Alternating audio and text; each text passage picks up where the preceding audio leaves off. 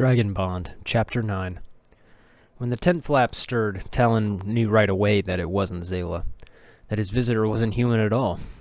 Even with the collar on, he could sense the powerful aura crackling in the air around the intruder, an intruder who came in the form of a black wolf.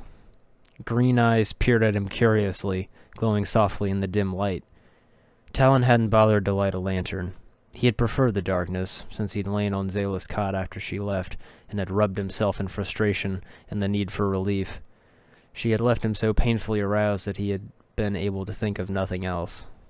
Fortunately, he had since finished and locked his libidinous human appendage back into his new trousers before this intruder showed up. He rolled out of the cot and faced the wolf. He did not think he needed to reach for a weapon. Not that there was anything in the tent that would ever harm a dragon, even one shifted into another form. Those green eyes were familiar. They flashed as they met his, the glow brightening in the tent briefly. "Sir? Is it really you?" "Good to see you, Merathosius," Talon said, trying to twist his human lips and tongue to give sounds to the words that his people only spoke to each other in their minds. "I lament that I must speak to you this way, but I can't project my thoughts or read any of yours." He waved to the collar. "I know." The wolf lowered his head. "The king used one on me for a time, too, because I protested when he took you. I'm sorry that being associated with me and my unpopular thoughts caused you harm." "No, do not be sorry, sir. You've saved my life in battle. I owe you much. Your thoughts were strange to me, but I would stand up for you no matter what. Others would, too. After I was released, I told the rest of our unit what had happened. We tried to find you, and I think the king realized we were trying. He sent us to the next closest continent to take some of the human cities there. We've only recently returned." "I understand." Talon held back the admonishment that rose in his mind, the disappointment he felt that others continued to destroy human settlements. He couldn't appear too sympathetic to them, or even his comrades of old would question his sanity. "I've found that in our absence there have been some strife in Mount Slash among the ruling class. Not everyone was happy when Hool proclaimed himself king. Others feel they deserve the title more. Also," Merith lifted his furred head, the green eyes gazing steadily at Talon, an oddity in the black wolf's face. "There are some, especially among the soldiers, who feel you would be a good option, or would have been. Hool has spread rumors that you died in prison. I'm sure he would have liked that, since I never caved and agreed to his whims." Merith hesitated. Talon reminded himself that Merith had been doing the king's whims, or at least loyally following orders handed down from above. He had best not condemn his old comrade, not if he wanted his help. Talon hoped that's why Merith had come. He had a hard time believing that his former lieutenant would have turned assassin the way Semtrusis had. "He let it slip that you were still alive when he was complaining about the human raid on the mine," Merith said. "He admitted that you were captured. Hool wants you dead so you can't be a source of information for them. I gathered that when he sent his sister as an assassin. She's already been here?" Merith looked warily around the tent, as if the powerful dragon might be hiding under the table. "Yes, Zala, the humans fought her off. They have storm swords. Yes, 2 of them. I sense them right here in this camp. They'll know I'm here soon. I can't stay long. Sir, come outside and I'll change out of this furry form. You can ride me away, and we'll find someone who knows how to remove the collar. I know you would never give the enemy information, but there's no need for you to stay here and be tortured." Torture. Unless having Zala leave him when he was aroused to a painful state could be considered torture, he could not say that the humans had been doing that to him. He wasn't even tied now. Had Merith noticed? Did he think it odd? Best to change the subject. "Can you not cut through it with your claws?" Talon lifted his chin, portraying calm, though a tendril of fear had entered his chest, whipping his human heart into a rapid cadence. What would Merith think if Talon told him that he couldn't leave, that he had made a deal with the humans? With Zala. Even now, in the middle of his unease, he caressed her name in his mind as he thought it, pleased to have been given it. Merith came closer, peering up at his throat. "If I shifted, perhaps, but I don't think it will be so easy. The king did not want you freed. I wish I could, because I worry that Semtrusis will catch us before we can change you back. She would never dare fight you as a dragon, but in this form, The wolf's nostrils twitched dismissively. I'm aware of my frailty. Trust me. I believe one of the human storm swords would cut the collar. Mara's head came up sharply. Possibly. Yes, possibly. If I could steal one without them noticing. But the swords warn them when we're coming, yes? Their owners would sense me. Could you attack them in their sleep? Knock one of the swordsmen out? Then we could. Winds battered at the side of the tent, the canvas ripping, a rope snapping. Talon might not have realized what was happening at the time, but Marith barked a warning in his head. Down! He cried as wood snapped outside, a branch or tree being broken. Talon dropped to the ground and rolled toward the corner of the tent an instant before the entire structure was torn from its stakes. The cot and table were hurled over, the canvas battered at him. He lifted his arm to protect his face as it was ripped from the stakes. A wolf yowled, and something heavy struck the earth. He jumped to his feet, tripping over broken tent poles that littered the ground. They were the least of his problems. A great mottled gray and green dragon was staring at him. Semptrusis. For a second, Talon stood there, crouched as if to spring, as if he could meet her in the air and challenge her, claw and fang. Then she leaped, her wings spreading, her massive maw opening, and he remembered what he was. She was 10 times his size, and he had nothing with which to fight her. Hating the cowardice, but knowing he had no other choice if he wanted to live, Talon whirled and ran. He grabbed one of the tent poles as he sprinted away, and it almost cost him his life.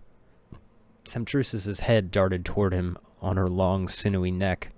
Her powerful jaw snapped, inches behind him. If not for the trees impeding her, she would have had him. Thick trunks rose all around the flattened tent, and low-hanging branches smacked against her face as she gave chase. Talon leaped behind a stout tree. She smashed into the trunk, and wood cracked. He skittered back, afraid the tree would break and fall on him. The tree stood, but her arm darted around it, claws slashing through the air as he had occupied an instant earlier. The size of those black claws, each one as long as his forearm, filled him with terror. His dragon scales would have deflected most gashes, but this fragile human skin, all it would take was one accurate cut to crack through ribs and tear out his heart. So puny, a mocking voice spoke into his mind. Semptrusis. She was right. What good was his life in this pathetic form? What good was he? No, he growled, pushing away the notion, even though the power of her words made his knees weak and his legs almost gave out. He braced himself and lifted the tent pole like a spear. Semptrusis stomped around the tree toward him. He hurled the pole, aiming for an eye. Not made for such feats, it did not fly true. It bounced uselessly off her maw, not slowing her. Talon whirled and ran between trees, circling back toward the collapsed tent. He was aware of humans shouting, of archers coming after Semptrusis, but he did not wait for their help. He feared they would be too late. He snatched up another pole as she chased him, but there was no time to turn and use it. A small tree snapped behind him, falling over. Semptrusis sprang at him. Claws slashed toward his eyes, and he saw his death in those sharp blades. Before they connected, something crashed into Semptrusis's side. Her attack faltered, and she whirled, a growl tearing from her throat. A second dragon had appeared. Marith. He had changed into his true form, and he had braved the branches to clamber onto her back. He bit into her shoulder while raking her sides with claws. She bucked him off, hurling him against a tree. She leaped onto him before he recovered his feet. Limbs and wings locked around each other. They rolled through the stream, their bodies crushing shrubbery. Marith was strong, but Talon did not think he could match the king's sister. He had to do something. Gripping the tent pole in both hands, he sprinted toward the stream. She had Marith pinned underneath her, his head in the water. As he had seen Zala do, Talon leaped onto her back. He ran up her spine as she bit Marith, trying to reach her head before she noticed him and bucked him off. Semptrusis screeched and jerked up, but he had reached the crown of her head.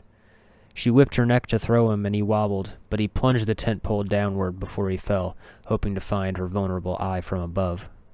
The impromptu weapon barely sank in before he was hurled back toward the flattened tent. As he hit the ground, a protruding tent stake gouging into his shoulder, he saw Zala and her lieutenant racing toward the fight. He staggered to his feet, wanting to help, even though he felt so useless in this form. At least, he had to make sure they did not hurt Marith. Not the one with green eyes, he yelled. Would they listen?